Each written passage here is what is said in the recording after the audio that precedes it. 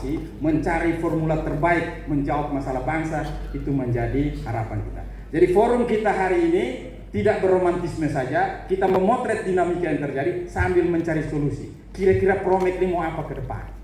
Sekedar romantisme atau ada usulan-usulan yang konstruktif untuk memastikan bahwa perjuangan kita, Bu Mega sebagai simbol perjuangan yang mempersatukan kita, betul-betul masih menjadi harapan di masa depan untuk membawa perubahan bagi negeri ini. Kira-kira begitu ya? Betul. Atau pembukaan saya cukup panjang. Oke, kita mulai. Pertama, saya akan undang Bang Andi Wijayanto menyampaikan kepada kita, ya oke. Kira-kira ngapain jauh-jauh datang ke Surabaya? Apa sih hebatnya Surabaya? Apa sih hebatnya Bang Saleh dan Mas Bambang sehingga Mas Andi mau kesini? Kan begitu? Oke, tepuk tangan untuk Mas Andi. Silakan. Jadi setelah Mas Andi nanti ada beberapa narasumber yang kita persiapkan.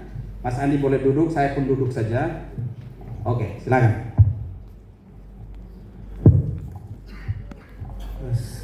Selamat pagi Ibu Bapak, para senior sekalian. Terima kasih menerima kehadiran kami dari Jakarta. Saya didampingi 3 sahabat, ya, ada tuan rumah Mas Haryadi yang sehari-hari di Unair. Silakan Mas Haryadi. Lalu ada Prof. Muradi dari Bandung. Lalu ada bos kami, Mbak Jaleswari Pramodawardhani, Mbak Dani dari Jakarta. Ya. Kami berempat dulu di 2013-2014 yang oleh media disebut sebagai tim 11 yang diperintah oleh Ibu Mega untuk mengawal pemilu 2014. Tidak tahu mengapa media menyebutnya tim 11 karena yang pasti kami bukan 11 orang. Mungkin saya bercerita pribadi dulu. Saya diberi tugas oleh Ibu kira-kira awal tahun, ya, untuk mulai memetakan apa yang terjadi di partai, terutama dengan pengalaman pemilu dan pilkada 2024. Saat itu kami di partai PD Perjuangan merasakan atau memiliki kebatinan nuansa kekalahan, ya, di Pilpres terutama dan juga di pilkada 2024, terutama melihat apa yang terjadi di Jawa Tengah.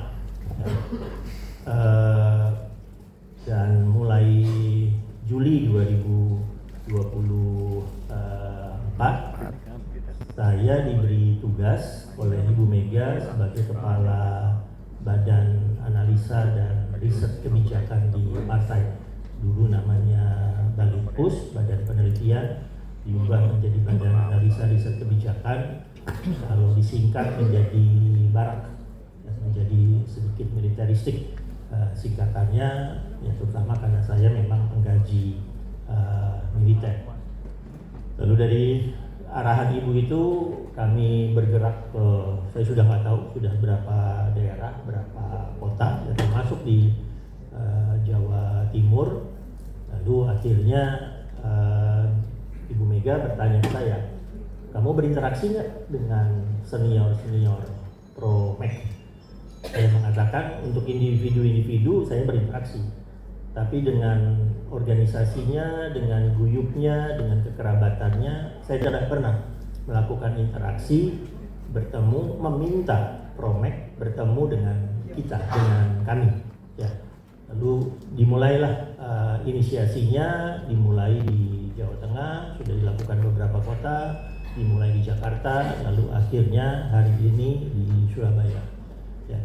Salah satu yang diarahkan oleh Ibu Mega adalah melihat bagaimana terutama ideologi itu terjaga atau tidak lintas generasi.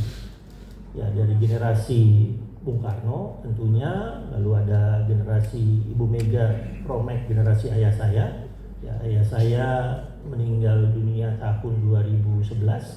Kalau beliau masih hidup usianya hari ini 84 tahun. Ya, lalu ke generasi saya, generasi X yang usianya antara 45 mungkin sampai 50-60 tahun, lalu generasi Y dan Z, pemilih terbesar di pemilu 2024, lalu generasi anak saya masih 15 tahun, generasi Alpha. Ya, itu bagaimana membedakannya?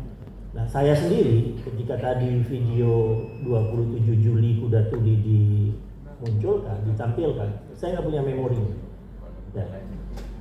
Saya lulus UI tahun 95, FISIP UI. 96 saya sudah sekolah di London 2 tahun, 96 sampai 98. Memori Kuda Tuli, memori reformasi tidak ada di kepala saya. Ya, karena saya 2 tahun di London untuk master degree, tidak pulang. Kembali di Agustus 98 reformasi sudah selesai. Ya, bulan Mei 98 saya sedang ujian akhir di London School of Economics. Ya, ujian akhir itu berlangsung 1 bulan, selama bulan Mei. Akhir Mei selesai ujian akhir, tegak, segala satu sudah, ujiannya sudah selesai, masih harus nulis tesis, tapi ujian sudah selesai. Saya ke kedutaan, ingin makan nasi pecel. Ya, kalau di London makan nasi pecel ya hanya bisa di kedutaan, ke kantin kedutaan.